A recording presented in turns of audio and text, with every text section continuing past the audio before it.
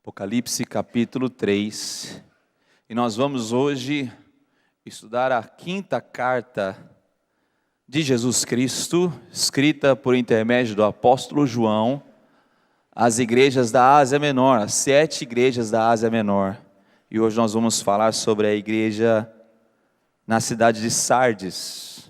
Quero que você, com a Bíblia aberta, nós vamos versículo a versículo, tentando desvendar algumas lições para as nossas vidas nessa manhã, amém? Glória a Deus. Fala o seguinte, capítulo 3, versículo 1. Ao anjo da igreja em Sardes escreva: essas são as palavras daquele que tem os 7 Espíritos de Deus e as 7 estrelas. Antes de mergulharmos nessa carta, eu quero que você olhe para mim. Nós temos que entender o que é Sardes. Quem era Sardes? Essa cidade na atual Turquia de hoje, na Ásia Menor, nessa época que foi escrito. Sardes, na verdade, tinha uma história de esplendor no passado, decadência no presente.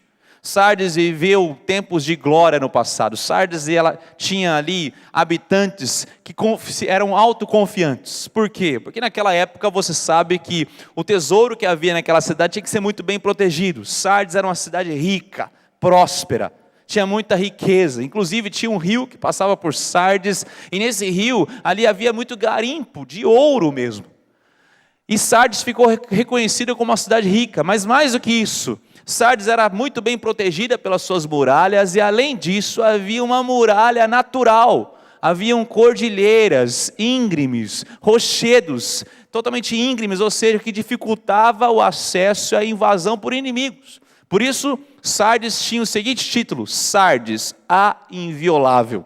Isso dava uma segurança para aqueles habitantes. Até mesmo os soldados daquela cidade nunca tinham que entrar em guerra, porque eles sempre tinham segurança, além das suas barreiras que eles construíam, as cordilheiras que protegiam essa cidade.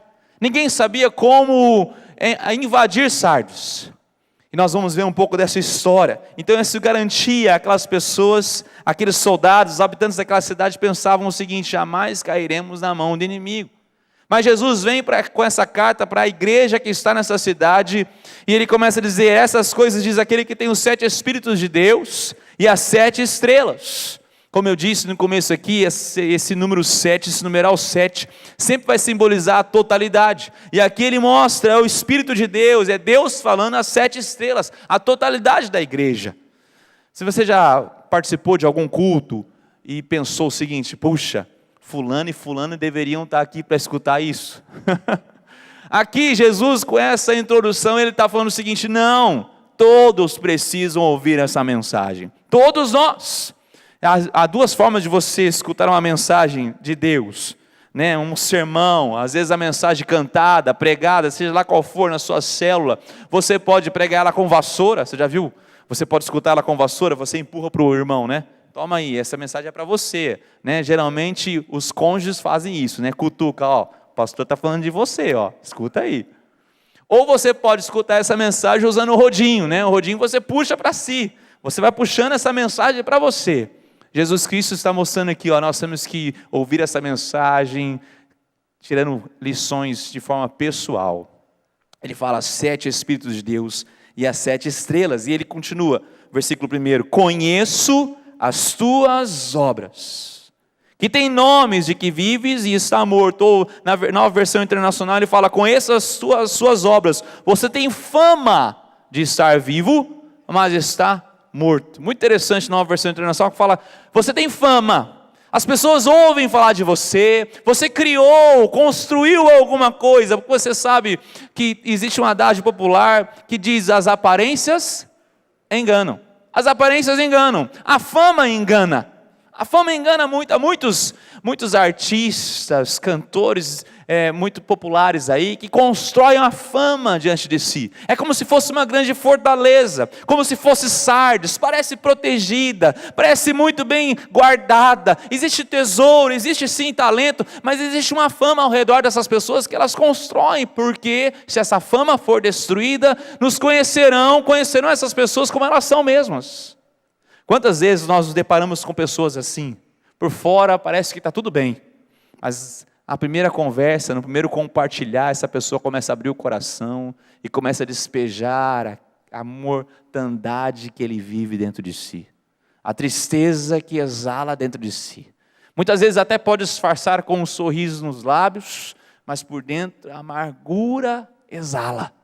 Fama de estar vivo, vive de aparências, mas está morto. O que adianta termos muitas coisas, fazemos muitas coisas, se Jesus Cristo, que é o Senhor da igreja, o dono da igreja, não reconhecer essa vivacidade em nós? E Jesus em nenhum momento aqui, Ele está condenando a obra dessa igreja. As obras dessa igreja, pelo contrário, isso faz parte de sermos igreja. Mas Ele está falando o seguinte: tem que ter vida, tem que ter propósito acima de todas as coisas. Tem que ter um alvo que é glorificar a Jesus Cristo. Ele fala: você tem fama de estar vivo, mas no fundo, vocês têm obras mortas. E essas obras não me impressionam. Sardes, vocês não me impressionam. Jesus diz: sê vigilante, ou seja, esteja atento na Nova Versão Internacional. Fortaleça o que resta e o que estava para morrer, pois não achei suas obras perfeitas aos olhos do meu Deus. Esteja atento.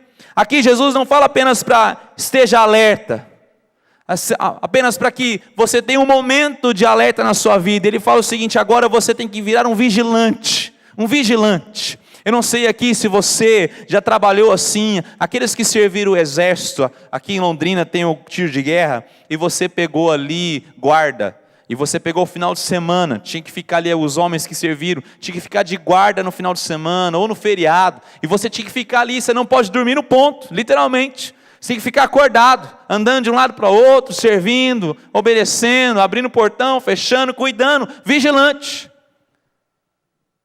Aqui todos sabem o que é um vigilante, um porteiro, uma pessoa que passa a madrugada cuidando de alguma coisa, é um vigilante. Ele fala: ser vigilante, esteja atento, não é um momento da vida só, mas é uma cultura que nós temos que levar.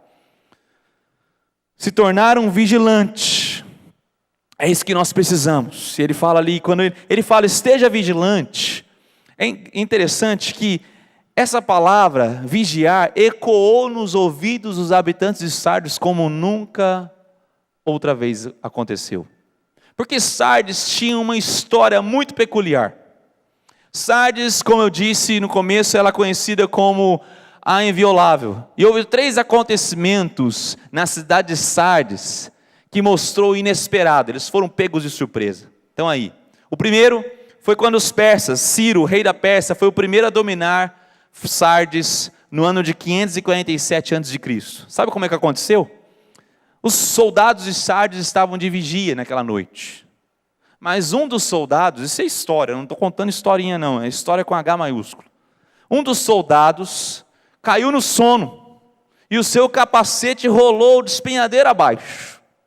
Ele olhando, pensando que ninguém estava observando ele, ele desceu pelo caminho secreto, o caminho pela íngreme cordilheira, um caminho que só os soldados sabiam, só alguns habitantes daquela cidade sabiam, um caminho secreto para ter acesso a Sardes. E ele discretamente de madrugada desceu, pensando que ninguém o observava, porque ele tinha dormido no ponto, seu capacete tinha caído. Ele foi até lá, agarrou seu capacete e voltou. Mas nisso seus inimigos, que o contemplavam de longe, quieto, à espreita, para ver uma falha de Sardes, decoraram exatamente o caminho por onde aquele soldado passou. O que aconteceu? Os persas invadiram a cidade de Sardes pelo caminho aonde aquele soldado lhes havia mostrado. Sardes sabia o que queria dizer ser vigilante. Se torne um vigilante, seja alerta, seja atento. Outro acontecimento, quase 300 anos depois, em 214 a.C., foi quando Sardes foi novamente capturado agora pelos sírios. Ali foi um pouquinho diferente. Os inimigos realmente escalaram uma rochosa, muito íngreme, um lugar em que jamais alguém conseguiu escalar, para pegar os habitantes de Sardes de surpresa. E foi isso que aconteceu, quando eles chegaram no topo daquela montanha, depois de escalar com todo o seu exército, ao invadir o topo da cidade de Sardes, não havia ninguém a cuidar de Sardes, ninguém estava alerta, ninguém estava vigiando, e ali Sardes foi novamente pega pelo inesperado. Por quê? Porque lhes faltou a confiança de vigiar, faltou a necessidade de serem vigilantes. E depois, no ano 17 depois de Cristo, um grande terremoto varreu a cidade de Sardes. Tanto é que um historiador romano chamado Tácito, ele escreve que várias cidades ali caíram no terremoto, mas uma cidade, em especial Sardes, foi totalmente destruída. Sardes, ela sabia o que era ser pega de surpresa. Sardes sabia a necessidade de ser vigilante. Portanto, quando Jesus disse, seja vigilante, esteja alerta, isso ecoou por causa da história de Sardes. 1 Pedro 5,8 fala, sede sóbrios, vigiai, porque o diabo, vosso adversário, anda em redor, bramando como leão, buscando a quem possa tragar. O inimigo também está nos rodeando, assim como foi na história de Sardes. O inimigo estava à espreita, para o menor sinal de fracasso, de fraqueza daquela cidade, tomar aquela cidade. Sabe que nós temos que ter esse entendimento, nós cristãos. O inimigo está ao nosso redor. Por isso nós temos que ser sóbrios, vigiai. A tentação também que nos acomete. Também está todo momento, estamos sendo tentados a fazer as coisas erradas. Nós temos também vigiai. Por isso que a vigilância, vigiar é totalmente necessário para o homem e a mulher que se diz cristão. Homem ou mulher que vive os caminhos de Jesus Cristo. E não é uma vigilância temporária, mas é uma perseverante. Vigilância que persevera todos os dias. Nós temos que estar sempre alertas. Daí ele entra no versículo 3, lembra-te, pois, de que tens recebido e ouvido. Na nova versão internacional ele fala, lembre-se, portanto, do que você recebeu e ouviu, obedeça e arrependa-se. Lembre-se, obedeça e arrependa-se. Jesus Cristo é maravilhoso. Ele aponta os erros, ele aponta as falhas, ele mostra que ele nos conhece muito bem. Ele mostra que ele fala a nossa linguagem, algo que é familiar a nós, assim como ele falou com Sardes, mas ele também propõe ali o resgate, a restauração em todas as cartas do Apocalipse. Por mais que Jesus dissesse, eu conheço as suas obras, eu sei as suas falhas, mas ele sempre aponta um caminho de restauração. Ele é misericordioso, ele sempre nos levanta, por isso que ele fala, lembre-se, portanto. E aqui o original grego é o presente imperativo que quer dizer estar sempre lembrando. Continue a lembrar, não deixe de lembrar, não deixe de se esquecer, sempre se lembre, todos os dias se lembre. Sabe que a lembrança afia a memória. Já percebeu isso? As lembranças afiam a nossa memória. Às vezes por uma fotografia, às vezes você lembrando da história de alguém, algum ente querido que se perdeu, que se foi. Às vezes visitando o túmulo de alguém que se foi, afiam-se as memórias, trazem tristezas, mas trazem alegrias também. Quando Jesus fala, lembre-se, portanto, do que você recebeu e ouviu, ele fala o seguinte, vocês têm que lembrar das histórias bíblicas, você tem que se lembrar do sacrifício de Cristo na cruz, você tem que se lembrar de quem você é em Cristo, e quem Deus é para você, e quem você é para perante Deus. Ele fala, lembre-se, sabe que eu e você como cristãos, temos que ter um retorno às nossas lembranças. Mas ele continua, obedeça. Obedeça, aqui também não é um fato isolado, mas é um fato contínuo. Continue obedecendo, sempre obedeça, guarde os mandamentos do Evangelho diariamente. Transita pelo caminho de Cristo, ande falando, ande obedecendo. Não é um fato isolado da nossa história, a obediência para a vida do homem e da mulher, que confessa Jesus como o Senhor e o Salvador de suas vidas, é diariamente a obediência, tem que fazer parte. Nós temos que obedecer e fala, lembre-se, todos os dias, obedeça todos os dias. Mas ele vem para o último alerta, arrependa-se. E aqui sim, já é no original algo diferente.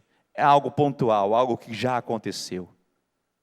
Interessante que Jesus mostra que o arrependimento, ou seja, a nossa entrega a Jesus Cristo, a nossa rendição total a Jesus Cristo, nosso Senhor e Salvador, acontece uma vez na nossa vida, no momento de crise existencial.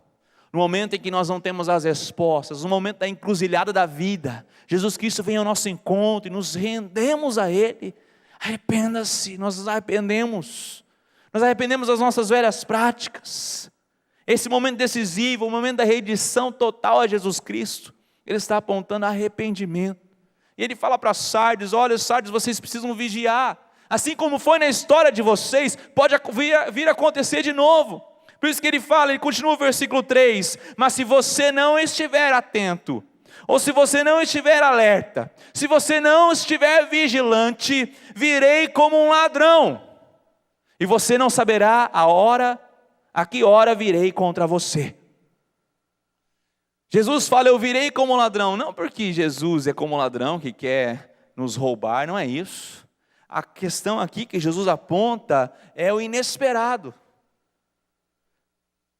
Virei como ladrão, e você não saberá a hora que virei contra você. Existe um ditado popular que diz, os deuses caminham com os pés envoltos em lã. Os deuses caminham com os pés envoltos em lã. E quanto menos esperamos, temos um encontro com eles. É claro que nós não acreditamos em deuses, mas esse ditado cabe muito bem ao nosso Deus Todo-Poderoso, verdadeiro Deus. Ele anda com os pés envoltos em lã. Existem alguns sinais na sociedade que mostram que a volta de Jesus Cristo está às portas. Nós temos que estar preparados. Mas o próprio Senhor Jesus diz que eu virei como vem um ladrão, é de forma inesperada.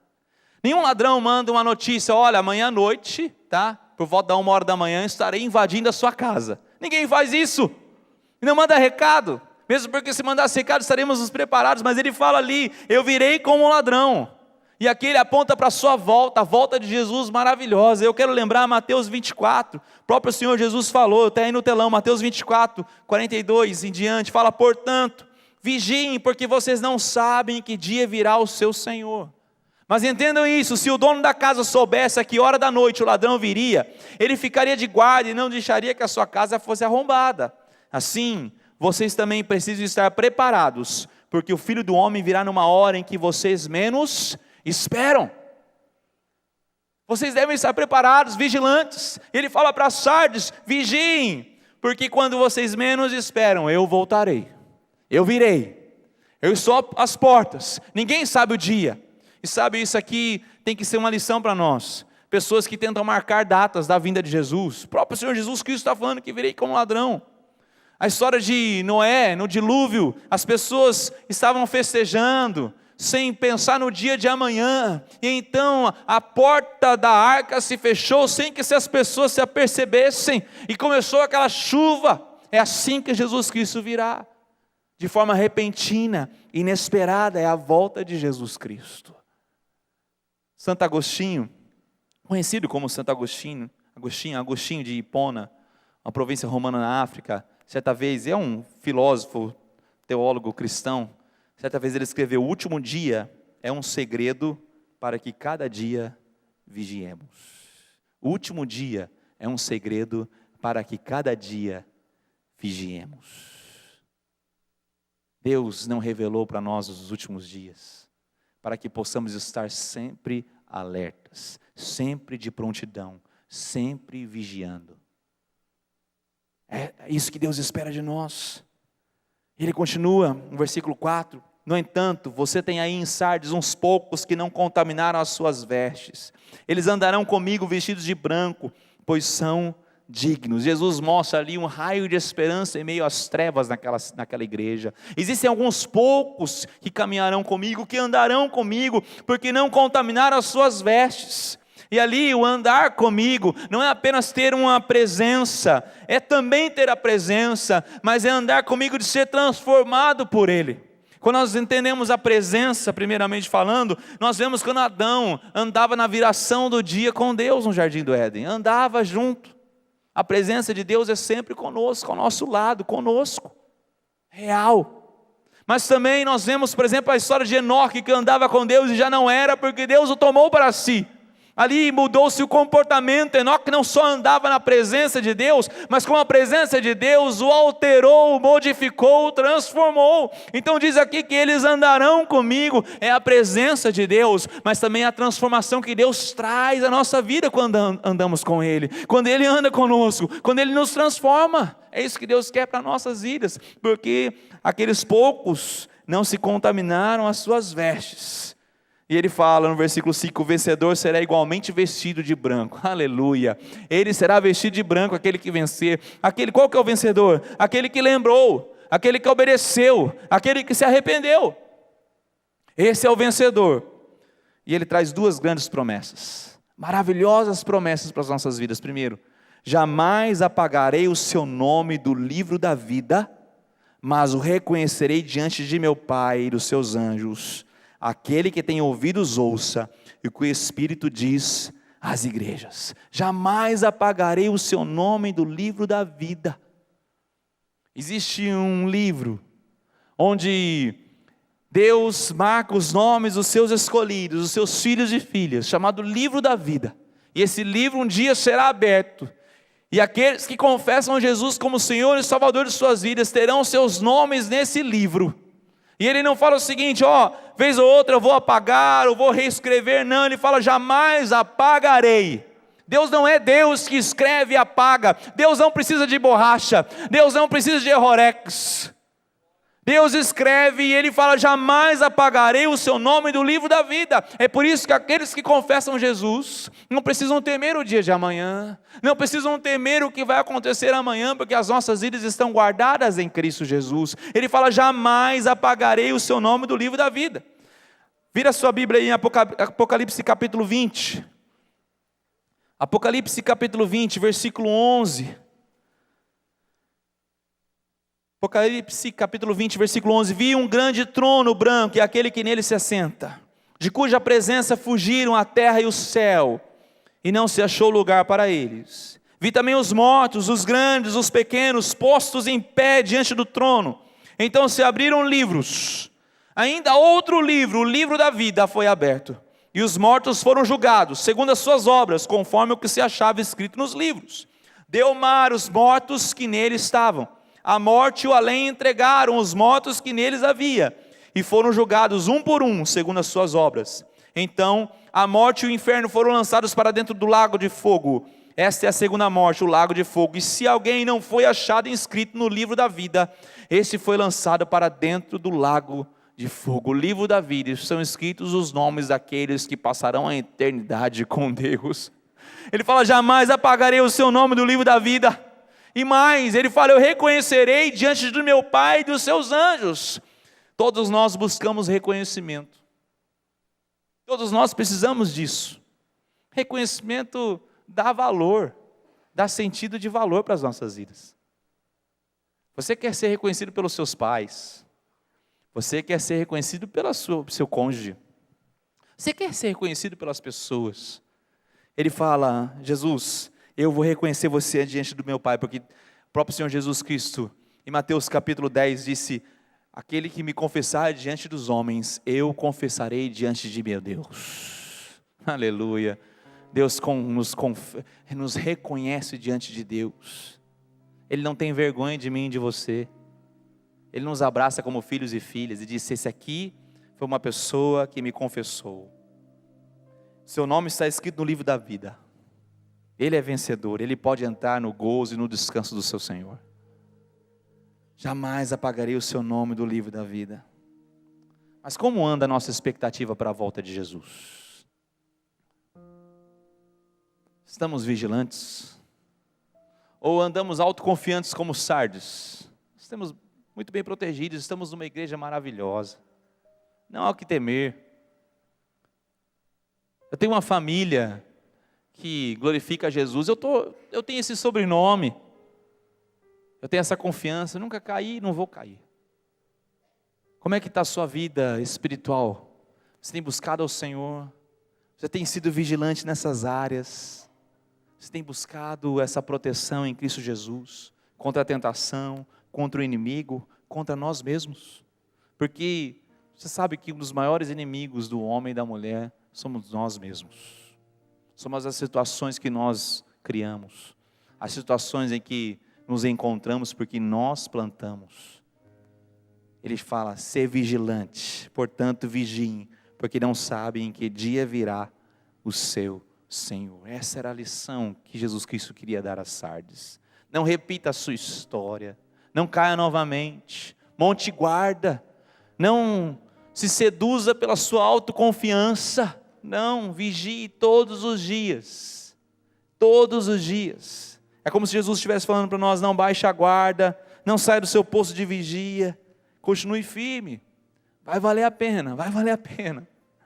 No fim, teremos o nosso nome lido no livro da vida. No fim, andaremos vestidos de branco.